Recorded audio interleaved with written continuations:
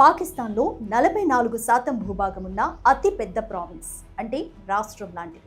ఎత్తైన పర్వతాలు, ఎడారి, నేచురల్ గ్యాస్, చమురు, బొగ్గు వంటి సహజమైన విలువైన వనరులు, బంగారం, రాగి, సీసం లాంటి అపారమైన ఖనిజాలు, సమృద్ధిగా వనరులు, అభివృద్ధి మాత్రం శూన్యం. అత్యంత వెనుకబడిన ప్రాంతం కూడా ఇదే. Yes, we're talking about Balochistan. పాకిస్తాన్లో బలూచిస్తాన్ జీడిపి వాటా కేవలం 4.5% మాత్రమే. లోయెస్ట్ లిటరసీ రేట్ ఉన్న ప్రావిన్స్ ఇదే. బలూచ్ ప్రజలకు పాకిస్తాన్ చేస్తున్న అన్యాయం ఏంటి? పాకిస్తాన్ నుంచి బలూచిస్తాన్ ఎందుకు విడిపోవాలనుకుంటుంది? ఆమ్నెస్టీ ఇంటర్నేషనల్ రిపోర్ట్ ప్రకారం అక్కడ వేలాది మంది బలూచ్ ప్రజలు, తిరుగుబాటుదారులు అదృశ్యమైపోయారు. అక్కడ ఇంటింటికి నియర్ బై పోలీస్ స్టేషన్లో ఒక మిస్సింగ్ కేస్ కంప్లైంట్ రిజిస్టర్ అయి ఉంది. అక్కడ బలూచ్ ఆడవారిపై అత్యాచారం చేయడానికి పాకిస్తాన్ సైన్యంలో ఒక విభాగం పనిచేస్తోంది. ఇంతగా మానవ హక్కుల హననం అక్కడ ఎందుకు జరుగుతుంది? జాఫర్ ఎక్స్ప్రెస్ని బలూచిస్తాన్ లిబరేషన్ ఆర్మీ ఎందుకు హైజాక్ చేసింది? Balochistan liberation army, Balochistan republic army లాంటి ఉద్యమ సంస్థలను ఉగ్రవాద సంస్థలుగా పాకిస్తాన్ ప్రపంచానికి ఎందుకు చూపించింది? We're not Pakistan, we're republic of Balochistan అంటూ తమని తాము ప్రత్యేక దేశంగానే ప్రకటించుకున్నారు. మరి ప్రపంచం బలూచిస్తాన్ని సెపరేట్ దేశంగా గుర్తిస్తుందా? Let's get into the details in this video. Balochistan early history ప్రకారం చూస్తే హిందూ రాజ్యంగానే ఉండేది. కానీ 7వ శతాబ్దంలో అరబ్లు ఆక్రమించుకున్న తర్వాత అక్కడి ప్రజలంతా ఇస్లాంలోకి మారిపోయారు. తర్వాత బలూచిస్తాన్ బ్రిటిష్ ఇండియాలో భాగమైంది. 1947 స్వాతంత్రం ప్రకటించే టైంకి భారత్ వైపు రాచరిక రాష్ట్రాలు లేదా సంస్థానాలుగా ఉన్న హైదరాబాద్, జునాగఢ్, కశ్మీర్ భారత్లో విలీనమైపోయాయి. జియోగ్రఫికల్గా పాకిస్తాన్ సైడ్ ఉన్న 4 రాచరిక రాష్ట్రాలు ఖరన్, మాఖరన్, లాస్బేలా, ఖలత్ ఖానేట్. వీటిలో మొదటి 3 కూడా పాకిస్తాన్లో విలీనమైపోయాయి. కానీ ఖలత్ ఖానేట్ మాత్రం విలీనానికి ఒప్పుకోలేదు. దీంతో 1947 ఆగస్టు 11న ఖలత్ ఖానేట్ను పూర్తి స్వతంత్ర రాజ్యంగా ప్రకటించారు. ఇదే ఇప్పుడు మనం మాట్లాడుతున్న బలూచిస్తాన్. కానీ బ్రిటిష్ వాళ్ళు వెళ్ళిపోయాక 1947 అక్టోబర్లో పాకిస్తాన్ వ్యవస్థాపకుడు మహ్మద్ అలీ జిన్నా ఖలత్ ఖానేట్ను పాకిస్తాన్లో విలీనం చేయాల్సిందిగా ఖలత్ ఖానేట్ పాలకుడు అహ్మద్ యార్ ఖాన్ను కోరాడు. దీనికి అహ్మద్ యార్ ఖాన్ ఒప్పుకోలేదు. ఇక 1948లో మహ్మద్ అలీ జిన్నా పాకిస్తాన్ సైన్యాన్ని బలూచిస్తాన్లో మోహరించి బలవంతంగా బలూచిస్తాన్ను పాకిస్తాన్లో విలీనం చేశాడు. అందుకే మహ్మద్ జిన్నాను బలూచిస్తాన్ ద్రోహిగా చెప్తూ ఉంటారు. పాక్ సైన్యానికి ఖలత్ ఖానేట్ పాలకుడు అహ్మద్ యార్ ఖాన్ తలొగ్గక తప్పలేదు, విలీనం చేశారు. దీంతో బలూచ్ ప్రజలు, నాయకులు ఈ విలీనాన్ని వ్యతిరేకించారు. ఇక 1948 నుంచి దశాబ్దాలుగా ఇప్పటి వరకు కూడా ఈ తిరుగుబాటు అనేది ఏదో ఒక రూపాన అక్కడ జరుగుతూనే ఉంది.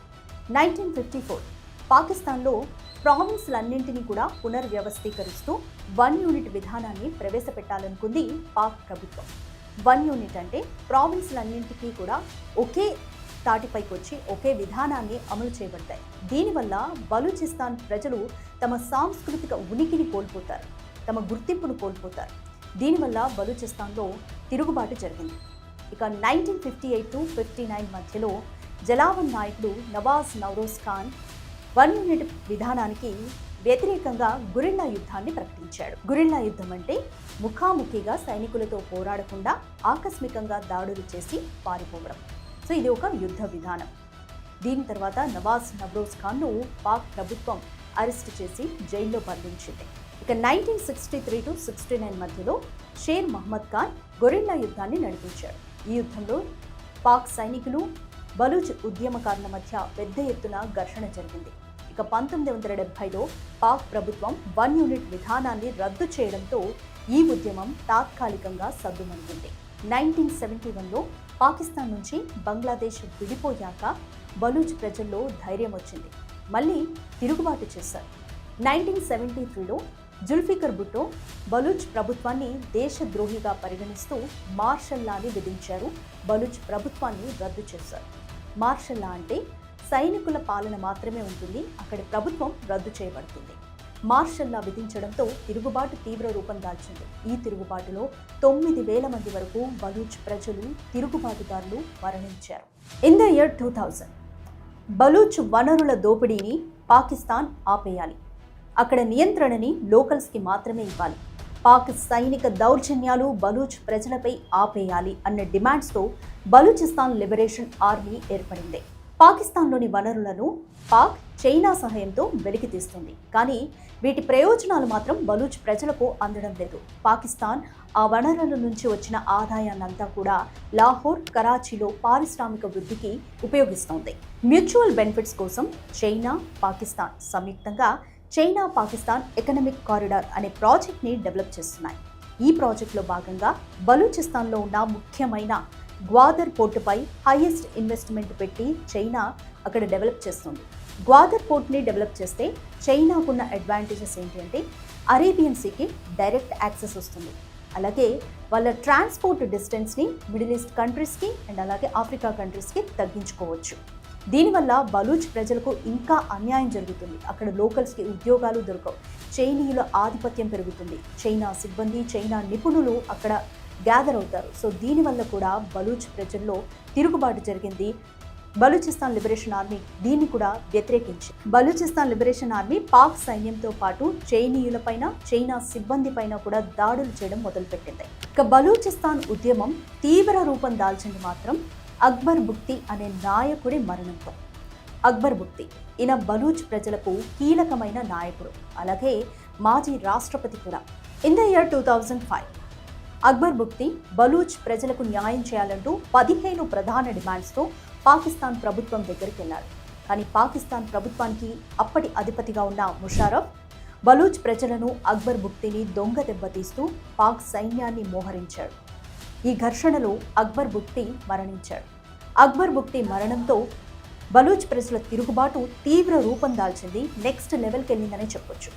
అక్బర్ బుక్తి మరణానికి ప్రతీకారంగా 2006వ సంవత్సరంలో ఆయన మనవడు బ్రహ్మతాగ్ బుక్తి బలూచ్ రిపబ్లిక్ ఆర్మీ అనే సంస్థను ఏర్పాటు చేశాడు. ఈ సంస్థ కూడా పాక్ సైన్యంపై దాడులు చేయడం మొదలుపెట్టింది. ముషారఫ్ని కూడా హత్య చేయించింది డిఆర్ఏనే అన్న ఆరోపణలు కూడా ఇప్పటికీ వినిపిస్తున్నాయి. బలూచ్ వేర్పాటువాదులపై పాకిస్తాన్ సైన్యం ఉక్కుపాదం మోపుతూ వస్తుంది. బలూచ్ ప్రజలను పాకిస్తాన్ సైన్యం బందీలను చేసింది. అక్కడి ఆడవారిని అత్యాచారాలు చేస్తోంది. అలాగే ఆమ్నెస్టీ ఇంటర్నేషనల్ రిపోర్ట్ ప్రకారం 2011వ సంవత్సరంలో అక్కడ 10,000 మంది దాకా బలూచ్ తిరుగుబాటుదారులు, ప్రజలు అదృశ్యమైపోయారు. ఇంతగా అక్కడ మానవ హక్కుల హననం జరిగింది. ఇక 2012 నుంచి బీఆర్ఏ, బిఎల్ఏ వంటి సంస్థలు తమ దాడులను ఉధృతం చేశాయి. పాకిస్తాన్ ప్రభుత్వ కార్యాలయాలు, రైల్వే స్టేషన్లు, అలాగే పాక్ సైన్యమే లక్ష్యంగా ఐఈడీ బాంబులు పేలుస్తూ వచ్చాయి. వారిపైన దాడులు చేస్తూ వస్తున్నారు. 2013లో బలూచిస్తాన్ ప్రజలు జాతీయ ఎన్నికలను బహిష్కరించారు. ఇక 2022వ సంవత్సరంలో బలూచిస్తాన్ మహిళ సూసైడ్ బాంబ్తో 60 మంది చైనీయులపై దాడి చేసింది. ఈ ఘటన అంతర్జాతీయంగా మీడియా దృష్టిని ఆకర్షించింది. 2022 నుంచి 24 మధ్య సైబర్ యుద్ధం ప్రకటించింది బలూచిస్తాన్. అంటే సోషల్ మీడియా ద్వారా ప్రచారాలను మొదలుపెట్టారు. వారి గొంతుకను మీడియా ద్వారా వినిపించడం మొదలుపెట్టారు. అంతర్జాతీయ వేదికల దగ్గర కూడా తమకు జరుగుతున్న అన్యాయాన్ని తెలియజేయడానికి ప్రయత్నించారు. ఐక్యరాజ్య సమితి ఎదుట పెద్ద ఎత్తున నిరసనలు కూడా ప్రదర్శించారు. ఇక 2025 మార్చి నెలలో జాఫర్ ఎక్స్ప్రెస్ని బలూచిస్తాన్ లిబరేషన్ ఆర్మీ హైజాక్ చేసింది. 400 మంది ప్రయాణికుల దాకా ఈ జాఫర్ ఎక్స్ప్రెస్లో ప్రయాణిస్తున్నారు.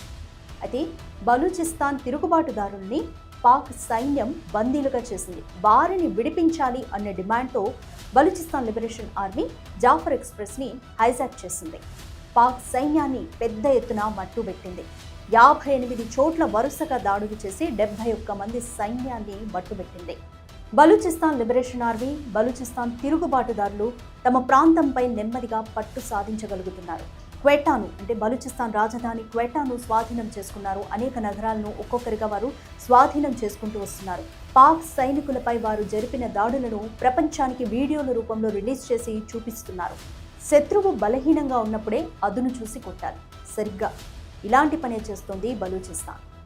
భారత్ పాక్ ఉద్రిక్తతల నేపథ్యంలో పాకిస్తాన్ పౌరులంతా భారత్పై దాడి చేస్తూ బిజీగా ఉన్న టైంలో పాకిస్తాన్ సైన్యంపై లెక్కలేనన్ని దాడులు చేస్తూ బలూచిస్తాన్పై నెమ్మదిగా పట్టు సాధిస్తోంది బలూచిస్తాన్లో వనరుల దోపిడీ, వాటి ఫలాలు లోకల్స్కి అందకపోవడం, వారెంత అత్యంత వెనుకబడిన ప్రాంతంగా మిగిలిపోవడం, అలాగే పాక్ సైన్యం యొక్క ఆగడాలు దౌర్జన్యాన్ని సహించలేకపోవడం, పెద్ద మొత్తంలో మానవ హక్కుల ఉల్లంఘన జరగడం, మానవ హక్కుల హననం జరగడం, ఇవన్నీ కూడా బలూచిస్తాన్ తిరుగుబాటుకు కారణాలయ్యాయి. ఫైనల్గా we're not Pakistan, we're republic of Balochistan అంటూ తమని తాము కొత్త దేశంగా ప్రకటించుకున్నారు.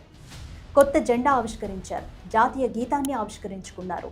పరాయి దేశాలకు మాతో దౌత్య సంబంధాలను ఎస్టాబ్లిష్ చేయండి అంటూ లేఖలు కూడా రాస్తున్నారు. మరి దీంతో పాకిస్తాన్ ముక్కలైనట్లేనా? బలూచిస్తాన్ సెపరేట్ దేశంగా ఏర్పాటైనట్లేనా? ప్రపంచ పటంలో ఒక దేశాన్ని కొత్త దేశంగా గుర్తించాలంటే చాలా కండిషన్స్ అండ్ రూల్స్ ఉంటాయి. అంతర్జాతీయంగా ఆమోదం పొందాలి, UN కౌన్సిల్ దాన్ని కొత్త దేశంగా గుర్తించాలి, అలాగే ముఖ్యంగా పరాయి దేశాల మద్దతు కూడా ఉండాలి. మరి బలూచిస్తాన్కి ఇండియా అలాగే ఆఫ్ఘనిస్తాన్ లాంటి కొన్ని దేశాలు సపోర్ట్ ఇవ్వచ్చు, కానీ పాక్, అమెరికా, చైనా సహాయంతో బలూచిస్తాన్ ఏర్పాటుని అడ్డుకుంటుందా? మీరేమనుకుంటున్నారు? బలూచిస్తాన్ ఫ్యూచర్లో పూర్తి స్థాయిలో కొత్త కంట్రీగా ఆవిష్కరించబడితే బాగుంటుంది అని నేను అనుకుంటున్నాను. మీరేమనుకుంటున్నారు? Please do comment. Hope you like the video. This is Radhika. For more videos like this, subscribe Big TV channel.